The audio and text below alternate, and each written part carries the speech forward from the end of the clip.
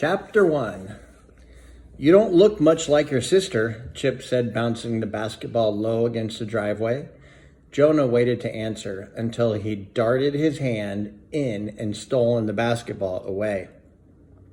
Adopted, he said, shooting the ball toward the backboard, but the angle was wrong, and the ball bounced off the hoop. Really? You or her? Or both? Chip asked, snagging the rebound. Me, Jonah said, just me.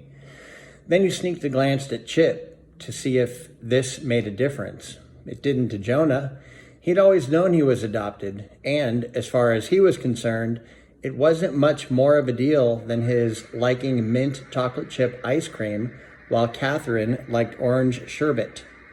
But sometimes other people got weird about it. Chip had one eyebrow raised, like he was still processing the information. This gave Jonah a chance to grab the ball again. Hey, if you're not, related by blood or anything, does that mean you could date her? Chip asked. Jonah almost dropped the ball. Yuck, no, he said, that's sick. Why? Chip asked. Because she's my sister, ugh.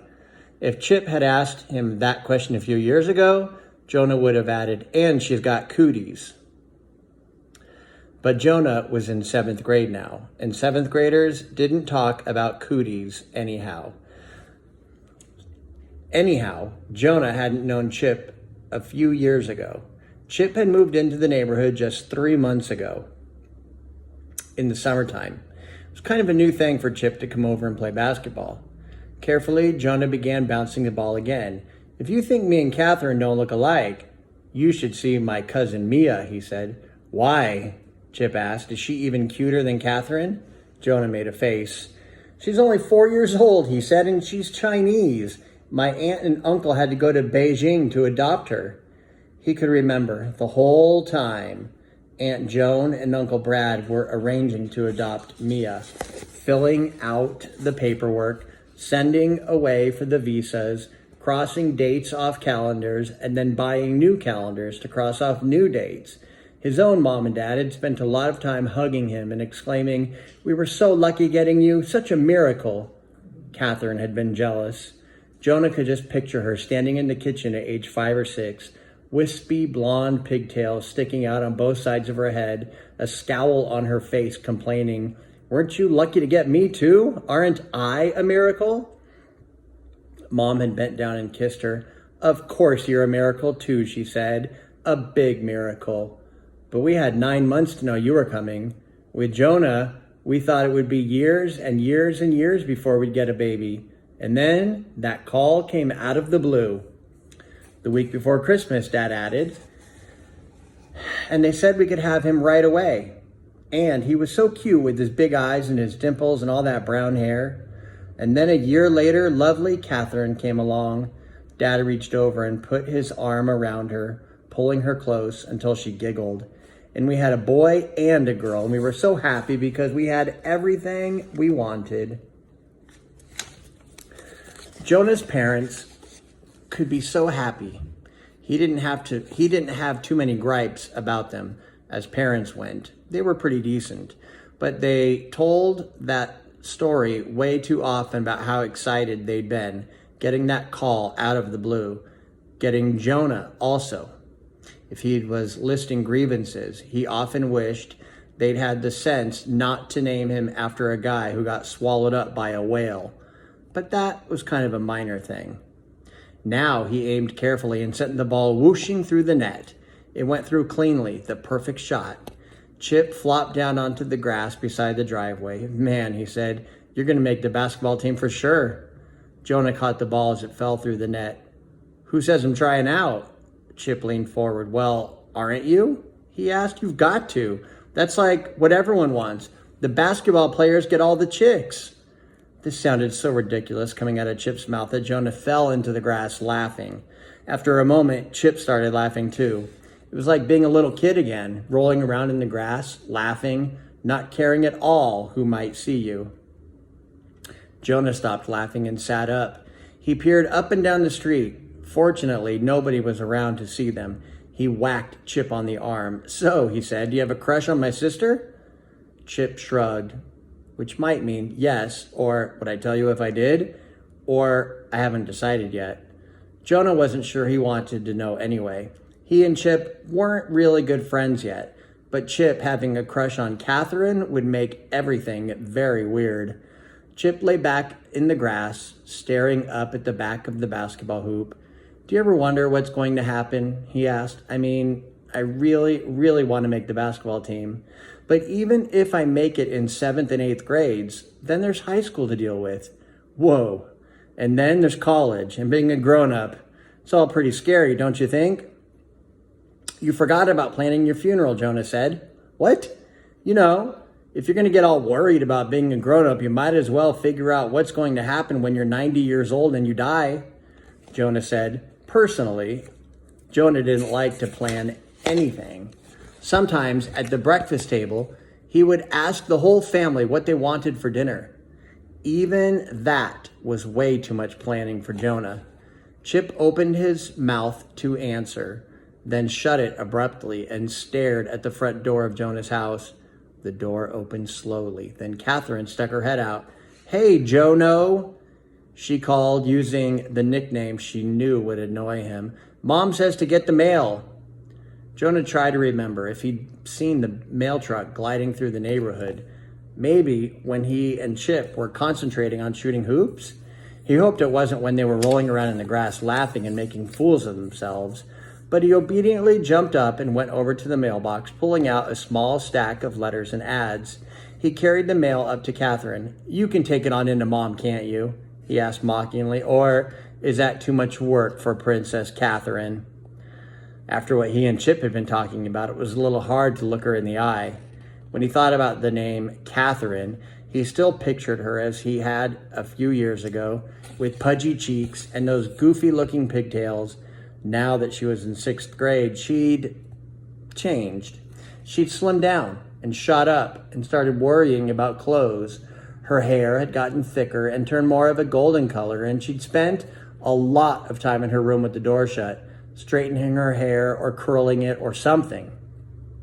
Right now, she was even wearing makeup, a tiny smear of brown over her eyes, black on her eyelashes, a smudge of red on her cheeks. Weird, weird, weird. Hey, Joe No Brain, can't you read? Catherine asked, as annoying as ever. This one's for you. She pulled a white envelope off the top of the stack of mail and shoved it back into his hands. It did indeed say Jonah Skidmore on the address label, but it wasn't the type of mail he usually got. Usually, if he got mail, it was just postcards or brochures, reminding him about school events or basketball leagues or Boy Scout campouts. This envelope looked very formal and official, like an important notice. Who's it from? Catherine asked. It doesn't say. That was strange, too. He flipped the envelope over and ripped open the flap. He pulled out one thin sheet of paper. Let me see, Catherine said, jostling against him and knocking the letter out of his hand. The letter fluttered slowly down toward the threshold of the door. But Jonah had already read every single word on the page. There were only 6. You are one of the missing. Chapter 2. Catherine snorted. Missing link, maybe, she said. Jonah reached down and picked up the letter. By the time he'd straightened up again, Chip had joined him on the porch, either because he was curious about the letter, too, or because he really did have a crush on Catherine. What's that? Chip asked. Jonah shrugged. Just a prank, I guess, he said. 7th grade was all about pranks. You could always tell when someone in the neighborhood was having a sleepover, because then the kids who weren't invited suddenly had gobs of toilet paper in all the trees in the yards. Or their cell phones rang at midnight. I'm watching you, followed by gales of laughter. Pranks were supposed to be funny, Catherine objected. What's funny about that? Nothing, Chip said. Jonah noticed that Chip was smiling at Catherine, not looking at the letter. Now, maybe if it said it's 10 o'clock, do you know where your brain is? Or missing one brain cell. Please return to Jonah Skidmore. It's all I've got. Maybe that would be funny, Catherine said. She yanked the letter out of Jonah's hand. Give me a few minutes. I could turn this into a really good prank. Jonah snatched the letter back. That's okay, he said, and crammed the letter into his jeans pocket.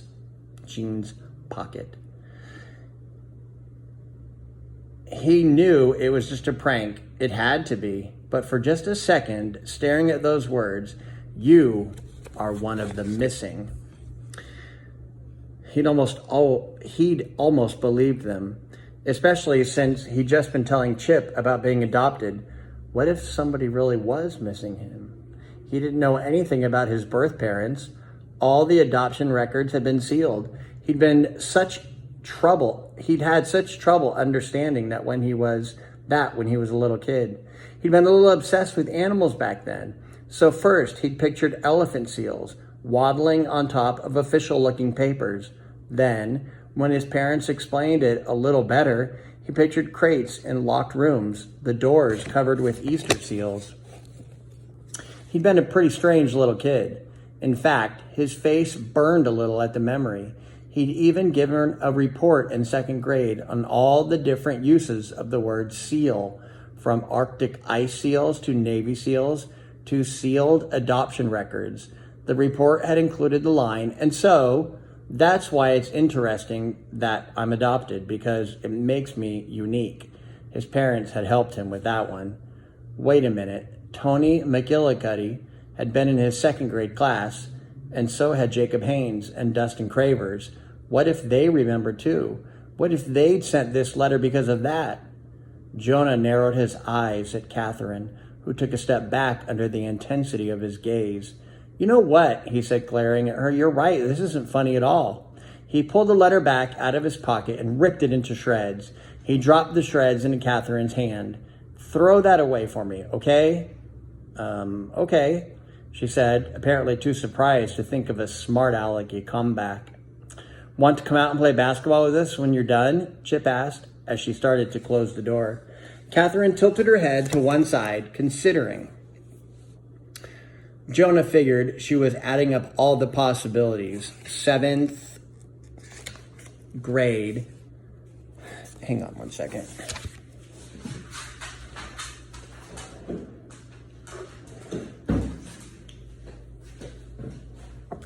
Much better.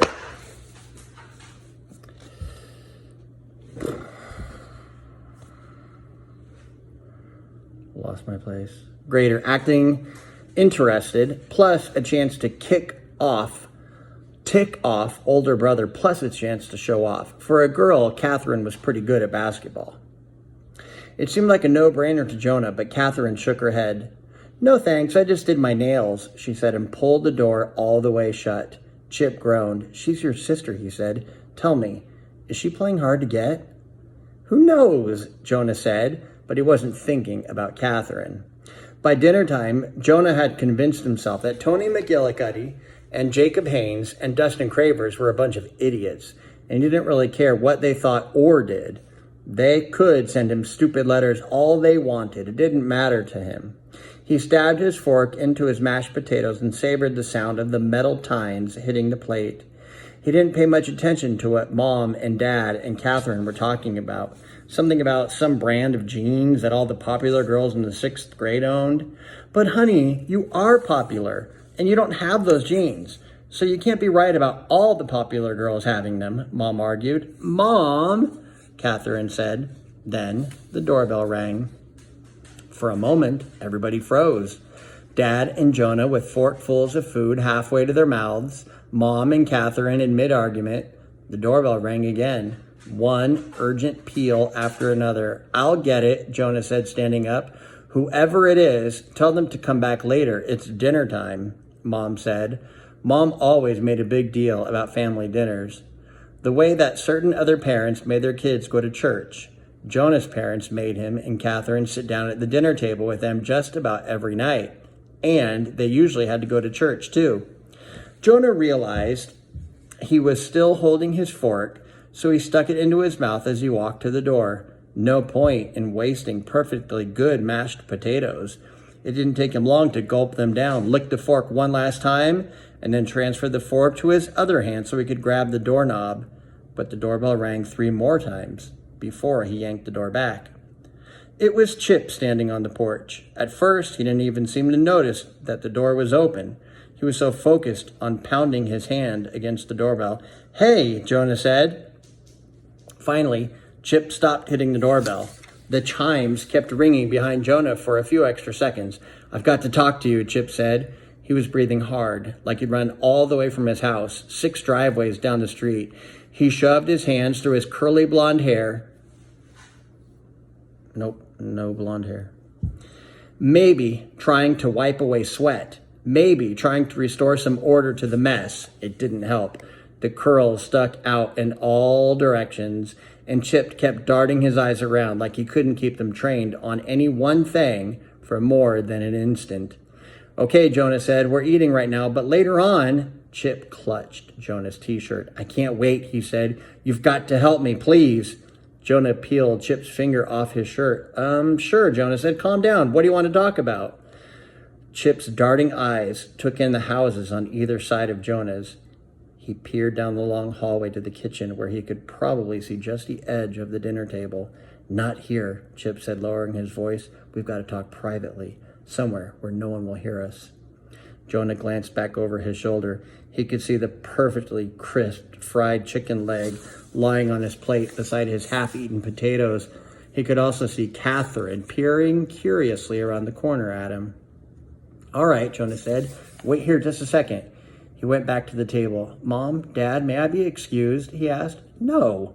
Clean plate club for you," Catherine taunted, which was really stupid. Mom and Dad had stopped making a big deal about clean plates years ago, after Mom read some article about childhood obesity. "I'll put everything in the refrigerator and eat it later," Jonah said, picking up his plate. "I'll take care of that," Mom said quietly, taking the plate and fork from him. "Go on and help Chip." Jonah cast one last longing glance at the chicken and went back to the front door. He kind of wanted Mom and Dad to say no. He wasn't allowed to leave the table. He didn't know what anyone thought he could do to help Chip. The way Chip was acting, it was like he was going to confess a murder. Or maybe it was something like he just found out that his parents are splitting up and he had to decide which one to live with. Jonah knew a kid that had happened to. It was awful, but Jonah couldn't give advice. Chip practically had his face pressed against the glass of the front door, watching Jonah come back. "Come on," Jonah said. "Let's go to my room." This was strange, too, because Chip had never been in Jonah's room before. They were play basketball in the driveway and maybe come into the kitchen for a drink of water friends, not "let's go hang out in my room" friends. Jonah held the front door open for Chip, and then Chip followed him up the stairs. Chip didn't even glance around when they got to Jonah's room, which was good. Maybe he wouldn't notice that along with his sports posters, Jonah still had one up from 3rd grade that showed a Lego roller coaster. Jonah shut the door and sat down on the bed. Chip sank into the desk chair. "I got one too," Chip said. He was clutching his face now, almost like that kid in the Home Alone movie. "One what?" Jonah asked. "One of those letters about being missing." Chip pulled a piece of paper from his pocket. Jonah could tell that Chip had already folded and unfolded it many times. The creases were beginning to fray. Chip unfolded it once more, and Jonah could see that it was just like the letter he'd gotten. 6 typewritten words on an otherwise blank sheet of paper. "You are one of the missing." "Chip, it's a prank," Jonah said. "A joke. It's not even funny." But he was thinking, Chip wasn't in that 2nd grade class with Dustin and Jacob and Tony. He's not adopted, I don't think. So this is really stupid. Jonah leaned back against the wall, more relaxed than he'd been in hours. "It's nothing," he told Chip. "Yeah, that's what I thought," Chip said. "You know what the worst thing is? I was even kind of happy when I pulled this out of the mailbox, like, hey, I'm not just a new kid anymore. Somebody's actually noticed me enough to try to play a prank on me, a stupid prank, but still." Jonah shrugged. "So stay happy," he said. "Congratulations, you got a prank letter." Chip bolted forward, his face suddenly hard. "No," he said, "no. 'Cause see, then I went inside, and my dad was standing there, and I was like, 'Look, Dad, I got this prank letter.' And then I'm telling him all about it, about how you got the same letter, and you just told me about being adopted, and I could tell you were kind of mad about this letter. and I thought it might be because you're sensitive about the whole adoption thing. No, I'm not, Jonah said. Chip ignored him. And you ripped up the letter and threw the pieces in your sister's face. I did not in her face. Chip kept talking as if Jonah hadn't said a word. And I'm just going on and on about how obviously the letter had nothing to do with you being adopted because I got the same letter and I'm not adopted. And I don't know what I was thinking, because then I said, right, Dad? I'm not adopted. Am I, Dad? And then my dad said, Chip's mouth kept moving, but no words came out. It was like he'd run out of words, or at least run out of words he wanted to say. Jonah froze, sitting very precisely in the center of his bed. What did your dad say? He asked very carefully. Chip was staring straight ahead, his eyes vacant. Are you adopted? Jonah whispered. Wordlessly, Chip nodded.